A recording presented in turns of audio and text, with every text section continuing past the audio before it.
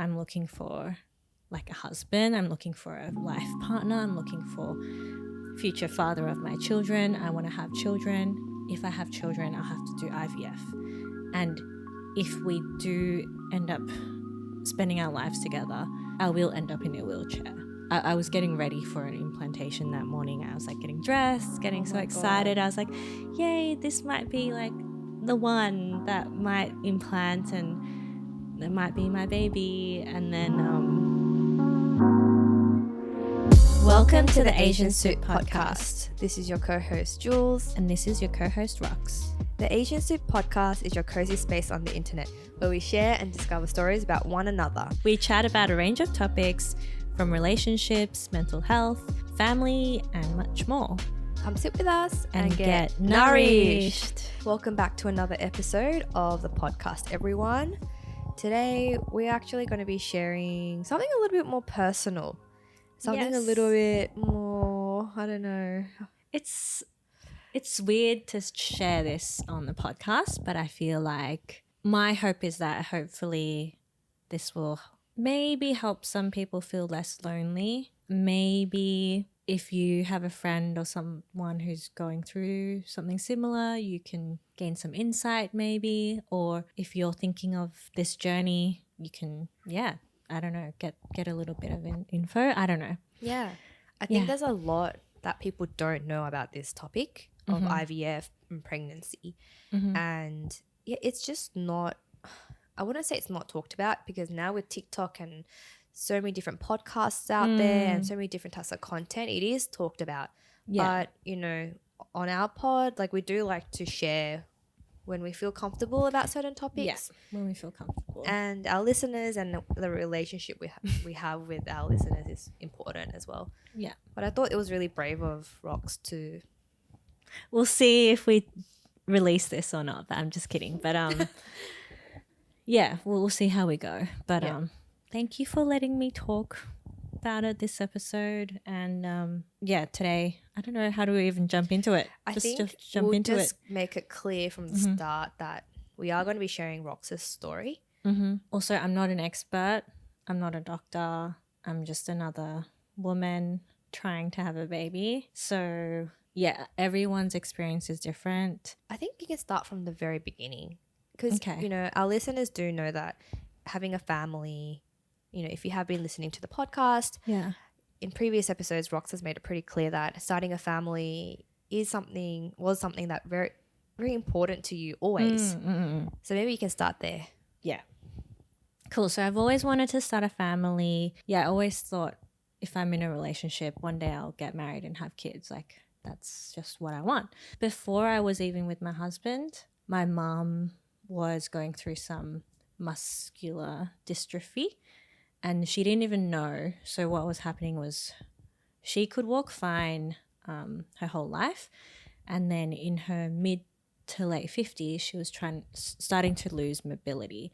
And she's in her early 60s now, and she's now in a wheelchair. And she's in full-time care by my dad.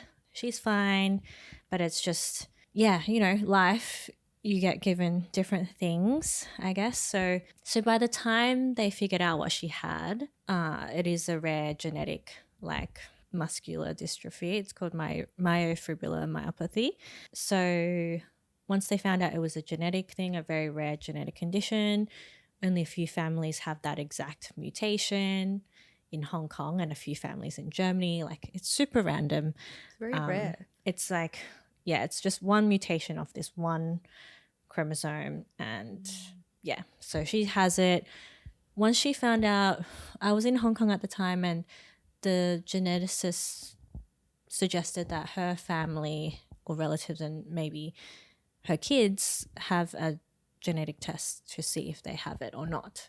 So I did a test with like some of my aunties, my uncle and some cousins in Hong Kong, and we just did a blood test. They got the results in a few weeks. We came back. Basically, like, half of us had it and half of us didn't. Like, it's very 50-50. And this is a type of 50-50 thing. It's not like you only get it if you're a boy or whatever. Or anyway, so I unfortunately have it. And I found out like, I don't know, I think I was 27 or 28 at the time. Yeah, I just thought, and when they told me, they were like, oh, are you thinking of having kids one day? And I was like, yeah, I am. Like, I would love to have kids. And they're like, well, if you do go down that route, then you might want to have a look at IVF so you can prevent passing on this genetic condition to your future child. So I was like, oh, okay, yeah. So like, it is already it is already strange to know that, okay, one day I'm going to lose my mobility too. So almost like I'm 35 now. So if my mom started losing her mobility at 55, I have like 20 good years left with my like mobility. So I just felt like even more in a rush to start my family, if that makes sense, because I want to like have those moments and I don't know with my family. So anyways, at the time I was in another relationship. I eventually meet my husband and everything's great and we move back to Australia and we get engaged with thinking of starting a family and we start our IVF journey. So, and I think like a few months into the relationship I already shared that I have this genetic condition with your now husband. Yeah, like I talked about this early in dating because I'm like, I'm looking for like a husband, I'm looking for a life partner, I'm looking for future father of my children. I want to have children. If I have children, I'll have to do IVF. And if we do end up spending our lives together, I will end up in a wheelchair, by the way, So all this stuff had to be laid out first because I can't, like, some people can't accept that, right? Like that's it could be a really big burden for someone. So yeah, I just thought you just need to like be upfront. Anyways, luckily, I don't know I actually don't know if Sim knows what he's getting into, to be honest. But for now, yeah, he's been very supportive. Yeah, so we start IVF in Australia. I did 3 rounds at one clinic, different results, had a few implantations, and I guess just a huge, huge awakening was my first cycle when, they get like 17 eggs or something. And in the end, there was only one good embryo to use after all the genetic testing and after all getting it to the 5-day mark. So yeah, I was like, shit, after a whole cycle, I thought I'd be pregnant from my first cycle. So I was like so positive. I was like, oh yeah, it should be easy because I don't have any other fertility issues, right? Like I was like, oh, it's just my genetic part, which is 50-50. I still was so like, I was so positive. I was like, oh, it should be fine. I'll be pregnant soon. And after the first cycle, I was like, shit, it's not that easy. So yeah, I did that 3 times or 3 full cycles at the first clinic. And then we had a miscarriage in between 1 year, like after the first year, which was unfortunate. So yeah, that was really upsetting. And then we decided to try one more time, try a new clinic and do it all over again. And that's where I am at the moment. And good news is I am pregnant. So that's like amazing. So I'm really excited. I'm due in June this year. So yeah, it's kind of like IVF, but here's a nice ending. Hopefully things will be all good. But yeah, that whole journey took 2 years. And I guess, I'm just very happy right now. I'm very I still can't believe I am pregnant because we went through so much. So many ups and downs, so many hormones, so many emotions. But right now I'm feeling good. I'm just trying to, appreciate that it's finally happening. Yeah, so that's a little quick summary. I know I talked for a lot, but you look emotional. I think just hearing it like wrapped up like that, it made me remember like all the different parts, like because I see Rox quite regularly because we do the podcast and just seeing, yeah, like, you know, I know you're doing another cycle, and a lot of the times I get lost in it. I'm like, what does cycle mean? Or all I know is like, oh, Rox is waiting for results. Like, you know, I only know it's it a in lot of simple. waiting. Yes. Yes. But hearing like, oh, you went through 3 cycles, I'm just like hearing it again. I'm like, oh my God, you did it 3 times? Like that, it just made me feel like, wow. 4 total. Oh, but, 4. But including this successful one. But is 4. Yeah. But that's a lot. It does sound like a lot, but I've heard of more. Unfortunately, I've heard of more. Like I've heard of people have like 10 miscarriages before they fall pregnant. Like I've heard of a lot of crazy. Like like I don't know. I try to how to say this. Like it sucks. Like right now it doesn't suck because I am pregnant, so I am very grateful, but it really sucks. But so I joined this like forum or Facebook group for IVF, people going through IVF. And there's just some crazy stuff that people are going through. And I'm like, shit, I am still very lucky to not have other issues or the other challenges that people are going through, or people going through like 10 cycles, or people going through like their final embryo because they don't have any more goes, or people who financially can't keep funding it anymore. People who are like, oh, I'm thinking of breaking up with my partner because IVF is affecting our relationship. And it's just like, although like, I did feel like I've gone through a little bit, but there's definitely people doing it tougher, and it's just crazy that it's so hard. So hard. Yeah. And like hearing you share your story from beginning to end, I feel like I'm hearing like a lot of relief. Yes. Relief and like also it's a bit scary as well. Like I know even when Rox shared the news that you're pregnant, it wasn't like I'm pregnant. Yeah, no, it was I'm pregnant, but we don't know yet. So let's just like we're not too soon to celebrate. Yeah, you know? It's like it's hard for me. Like I am very, very excited, but I'm not super worried as a pregnant person. I'm just like a little bit worried, just because I've been through a miscarriage. That what if there's some crazy stories out there, people giving birth, and there's just bad things that could still happen. And I know I should probably just be positive and be happy, but I think I just have that little bit in me that's like, but that's reality. Is everything okay? Yeah. I think that's the reality though. Like with pregnancy, a lot of the times people do think like it's this wonderful thing, or like it needs to be a certain way, but I think everyone's experience is so different and unique. And look at Rox's like pregnancy story. There's a whole other all these challenges and this whole backstory that goes way back into your 20s, right? Like there's a whole there's so much more. And everyone's pregnancy is so different. There was one time you came into the recording. We can delete this if you want. I was like so hormonally charged. You were very like you came, and then straight away you started like crying because you were going through a rough patch. And I think just that was one moment, but a couple of other times as well. It's like when your friend is going through something, but there's like nothing you could do to make them feel better. Like it's just something completely out of both of our controls. And I could see how badly you wanted it as well. And I just knew that all I could do is just be there. And I think I was just scared for you as well, because you wanted a result so badly.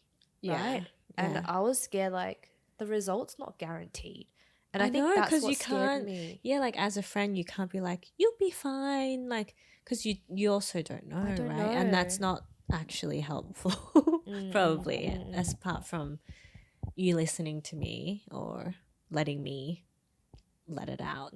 So, I think whenever I came to like do recordings with you or see you or talk about your IVF journey, I think I always like, before I met you, I'll have like a moment and be like, okay, what do I want? Like, how do I want to support you? Because I'm sorry. No, don't be sorry, because that's just how I'm wired. And Because sometimes, like, if I don't have that sort of intention in mind, then I might go into like a Oh, different that's really mode. sweet that you even thought that Oh, before meeting. because it's just like, you know, You're a little bit of like, okay, I know she's going through something. Yeah, and like it's so easy to fall into like advice mode and that kind of thing. And I just knew I didn't want to do that. And so I always just wanted to be there so you could feel like supported or lean on or just share it. Yeah. Yeah, but not pressure you to like, you know, feel a certain way or. Yeah.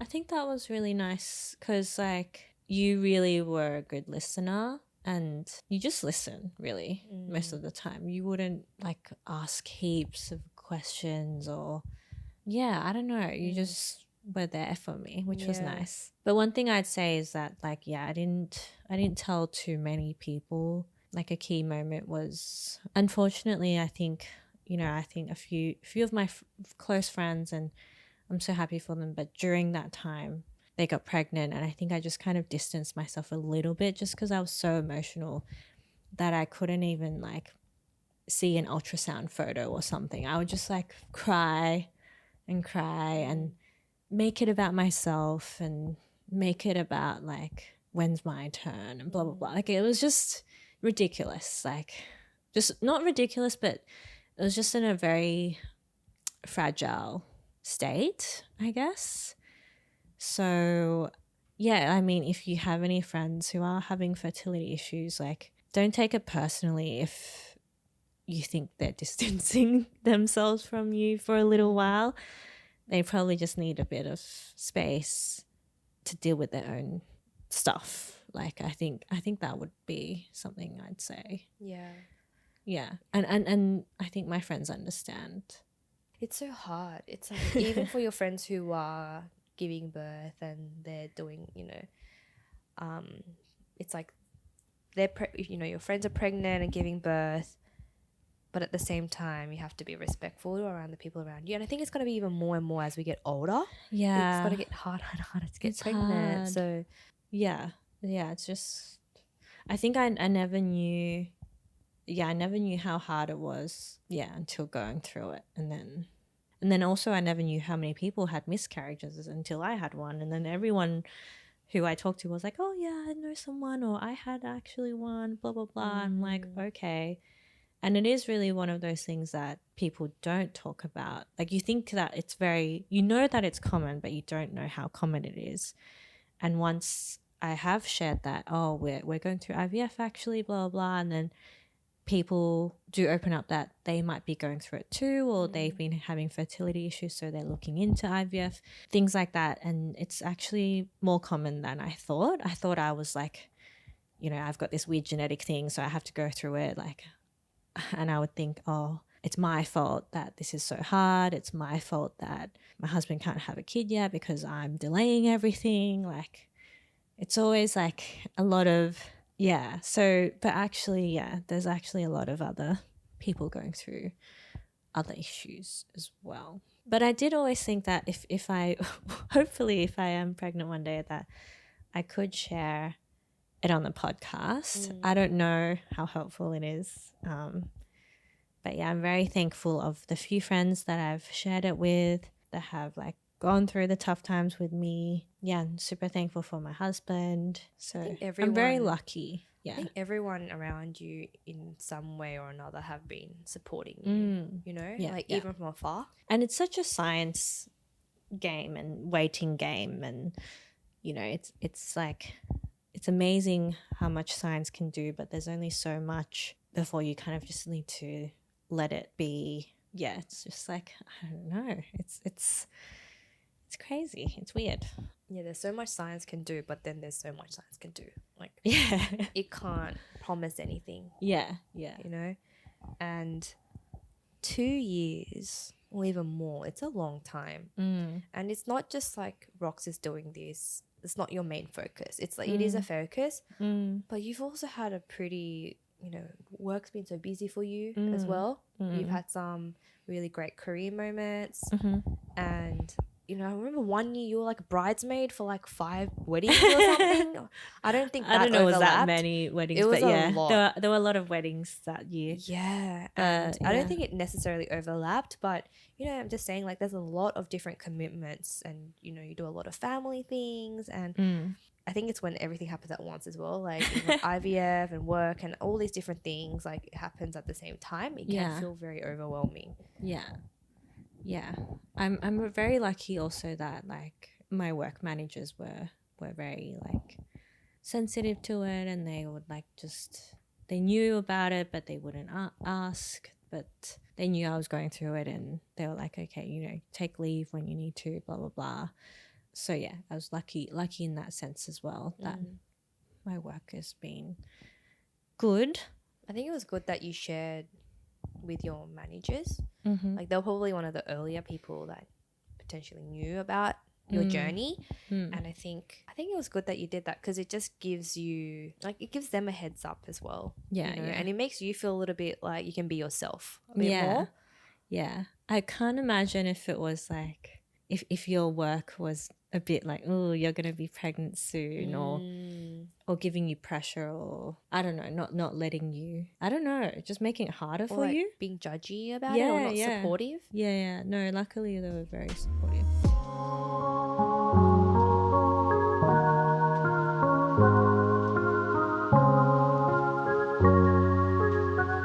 For anybody out there who's going through IVF or knows somebody who's going through a similar journey, maybe even just like generally like going through a tough time, what are some ways that you know people can support you, or you know people going through a tough time?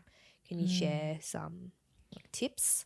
I think what you did was good, like just being there to listen. I would be conscious about like how to check in with someone, because depends how close you are. If you're super close and it's fine, or maybe ask them like, how can I support you, or what, like, is it, maybe you can ask them like, are you okay if I ask you how IVF is, or would you prefer me to not ask how you're going and you'll let me know? Either way, I'm like here for you, kind of thing. Like just letting them know that you're there for them is already really good. Yeah, just being like a normal friend is fine. You know, if they haven't stated anything, like, you know, yeah, I guess, you know, you don't have to show too much pity or anything. It's just but if you do know, yeah, just keep the convo open. And yeah, if you usually have coffees with them, then do that, you know? Yeah, I think there's some really good tips. Really? So like I think so Yeah. like what I heard is number one, like listen. And listening is really hard, by the way. It's hard. It's like the hardest skill, and it's something I'm always trying to practice. Because listening doesn't mean you listen and then say what you think. Sometimes you just don't say what you think. You just listen and you go, oh, that's it. You just listen and you say nothing. That is like probably the best thing you could do. So number one, listen. I think the second one was ask, how can I support you? I think that's a really great question. It's like, because everybody gets support or feels supported in different ways. Third one is more about checking in, but mindfully. Like just checking in like a friend, like you would anyway. Yeah. Yeah. But not making it always about IVF. Yeah. You know, just like, oh, how you going? Yeah. Yeah. I think it's hard because everyone's so different, and like I have different friends going through different things too, and I'm also conscious too, because sometimes I'm like, you know, when you have a friend that's losing hope and they're upset because they don't know when it can work, and you can't give them that certainty, but you want to still be positive for them. Yeah, it's just really hard to communicate that without the other person being like, well, you don't know, you know? It's like that. I don't know. It's almost like when your friend is really down in that space, just be like, I'm here if you need anything. And usually I'll just say, I'll keep hoping for you, but you're allowed to be upset right now, you know? But that's so hard. Like you can't really help them that much apart from like listening and being there for them. Yeah. Which is actually very helpful. So, yeah. Yeah. if you're someone like me who likes to like fix things for people and you want to like, you know, if they're going through a problem, you want to solve it for them. Yeah, this is one of those where you can't do that. And you literally just have to watch your friend go through painful things, and all you can do is just be there for them. It's hard. It's hard, of course, for the friend, but especially for the person who's going through it. Yeah, it's definitely like the most physical and emotional and mental like journey I've ever been through. Like it's also very personal because it's like your body and like going through surgeries, doing all the needles. It's like, it's just like, yeah, it sucks. It sucks. It does suck. Yeah. Yes. Sorry, I'm just like that part of your journey was really full on. Like hearing about that, like Rox will be like, oh, I have to finish the podcast recording at 9 p.m. She has to go put in like needles into her stomach at, like at the end of the day, and it's just no break. Yeah. And like they're big needles, right? I'll be like, how big are the needles? What do you have to do? And it just sounds really full on. Because that part of IVF, you just think you have to go to the clinic a few times, maybe take some medicine or something. You don't think it's like something you're injecting, and needles are so scary. Yeah, there's a lot of like prodding around your body. That's how it felt like. But then you just kind of I just kind of got used to it, and I would be like, oh well, like going to another surgery again, like, just another day. Not that I did it that many times, but I just felt like each time I felt like, oh yeah, I know what's going to happen. Yeah. I know the drill. And like, I know it might not work, kind of thing. I feel, but I'll still try. But yeah, you kind of get stronger. That's what I would say. But then it's like a roller coaster. That's for sure. Yeah. So one of the questions I actually had was like, what was one of the hardest moments for you during the journey? And my guess was actually the end of your first time, because that was when you didn't know what to expect and you had high hopes. First time was hard. Yeah. First time was really hard. Another time that was hard was like I was getting ready for a frozen embryo transfer, and the embryo didn't make it after thawing, so meaning it didn't survive. And I was getting ready for an implantation that morning. I was like getting dressed, getting so excited. I was like, yay, this might be like the one that might implant and that might be my baby. And then I get a call and they're like, oh, you don't have to come in anymore because the embryo, like we just unfroze the embryo and it's not like progressing anymore. It's not continuing to like grow. So yeah, I was like, shit, I don't know. I just felt so upset that day because that was the first time something like that happened to me. Wow. So I was like, oh my God, not only did I have to go through all that, the embryo might not survive. Yeah, because it felt like it was so hard to get to that one embryo, let alone that. And also financially, it's bloody expensive. You're like, shit, I'm like wasting me and my partner's money, like it's my fault, like it's like, yeah, it's not my fault, but it is my fault. Like I guess it's not my fault actually, I don't know, it's not your fault, but when you're feeling crap yeah, and everything feels like it's not working out, you're like, oh, what's all wrong the with thoughts me? come through. Yeah. So yeah, that was disappointing. Yeah, I didn't know. And the miscarriage was very sad. Is that what? Miscarriage means you were pregnant, but you miscarry. So the embryo doesn't survive, and then in your body. Yeah. So it's like past. So you're already like pretty far. Like you've passed implantation. You actually test as pregnant, depending how far you go. Like maybe there was a heartbeat, and then no heartbeat probably, or whatever crappy thing people go through. But I've actually heard that scenario happen to a few people. Like you think you're pregnant, like I'm pregnant, and then no heartbeat. Yeah.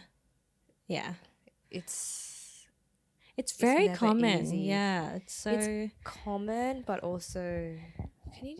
It just sucks. I can't actually imagine it myself. Yeah. Well, I don't want you to. Oh. You don't have to. So, yeah, I'm sorry that this is not a very positive episode.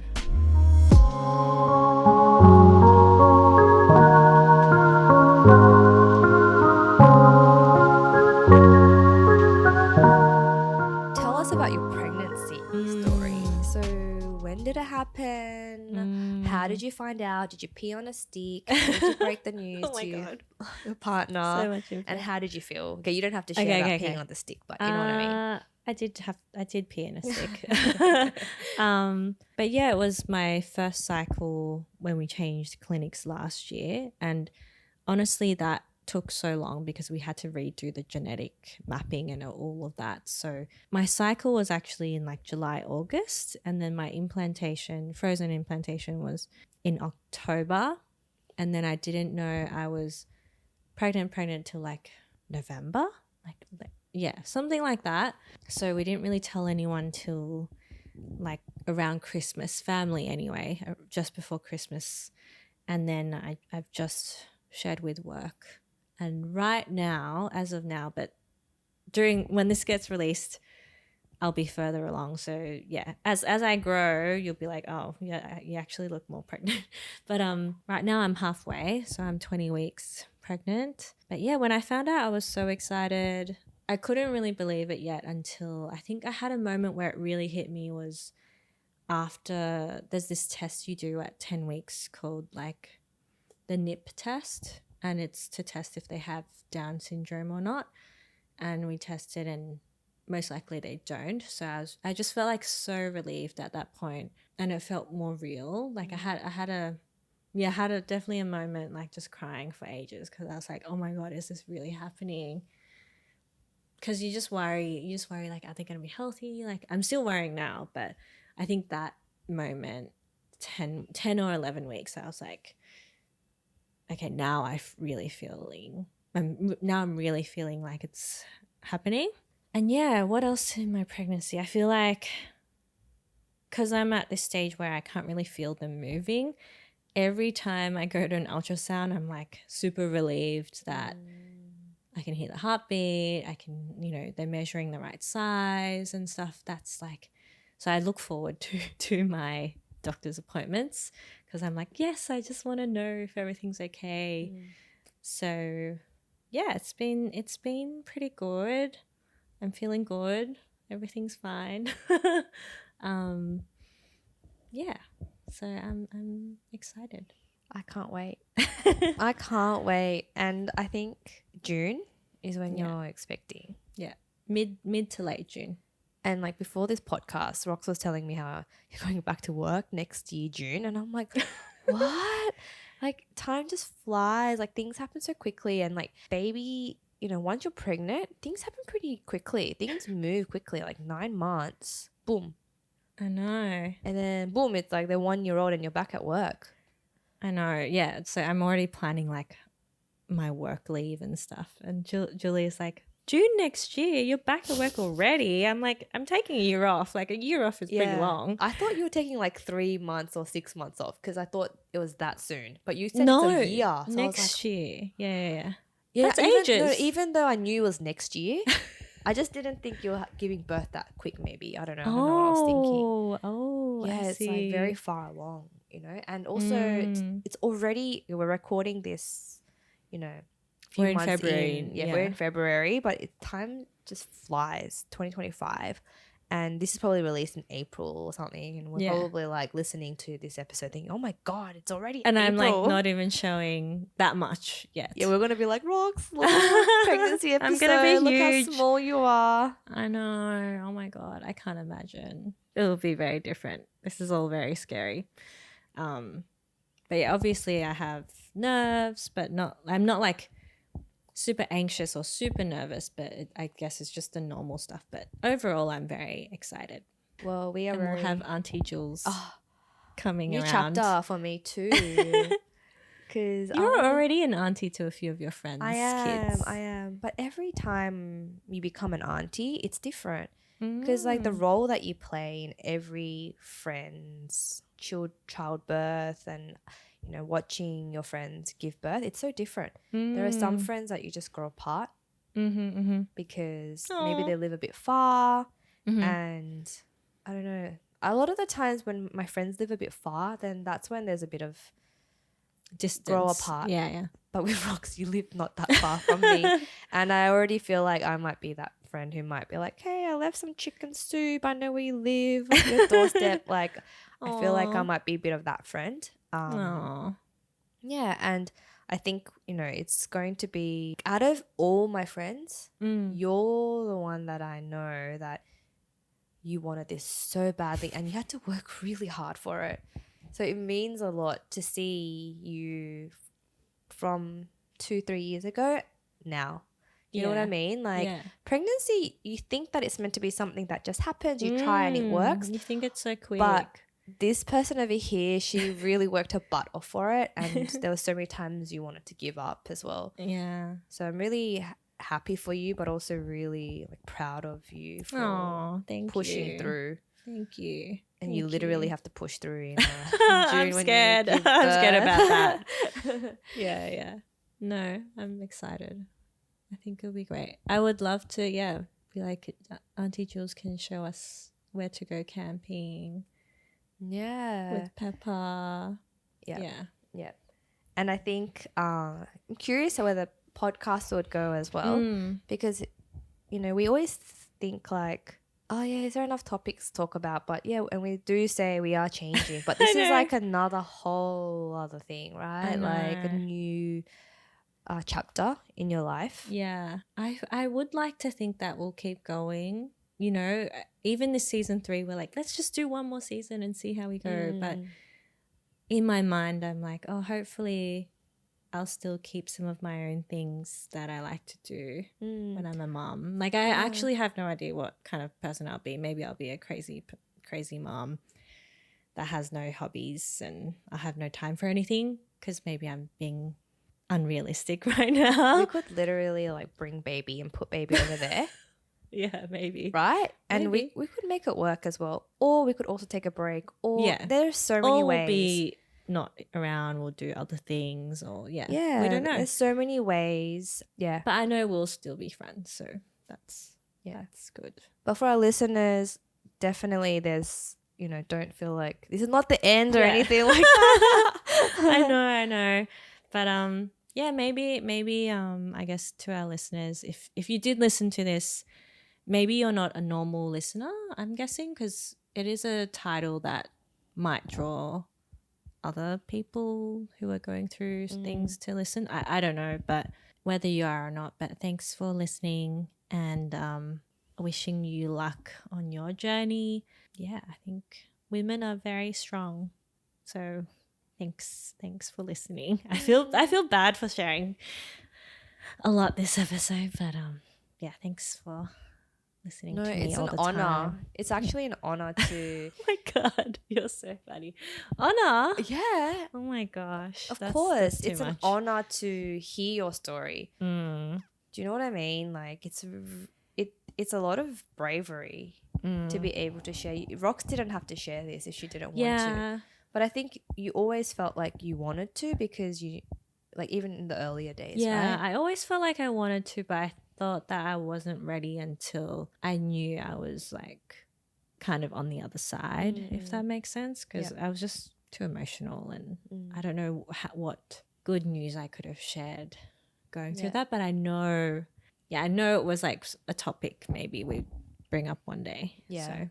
And I can just imagine future you watching this, because the cool thing about these podcast episodes, it's like, you know, something we can always look back on. Yeah. And we'll be like, oh my God, look at your skin. It was glowing. And look how young you look. I know. You know, you look so not tired. I know. You have no eye bags. I know.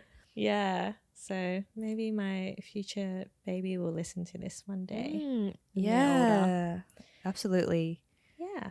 This is what your mum did before she was busy with you. Because after you give birth, you know how sometimes you just forget everything? Have you heard of that? Like mums just forget the whole pregnancy and giving birth process. Yes. It's like you're wired like that, so you can go for baby number two. So I think it's good. We It's like capture a it now. natural Yeah, defense mechanism. exactly. Just delete, and then you're like, what happened? But now we've got it on camera. We've got it. We've got it as an episode. So Yeah. I think that's what's cool about this podcast too. When I look back at our episodes, I'm like, oh, at that time, yeah, you were doing this, or I was doing this. so and much change. We were going through this stuff at work, and Yeah. It's been like 3 years. Crazy. Is it 3 years? I think it's Because it's third season. Alrighty. wow. Thank you for listening. Yeah. That was a lot. Let's but wrap up. Let's wrap up. Yeah. Thanks for listening, and thanks Rox for sharing. And if there's anyone who has any questions, Yeah, you can Rox, DM us. I'm happy to chat, comment, or cool. Thanks for listening, everyone. Thank you. Bye. Bye.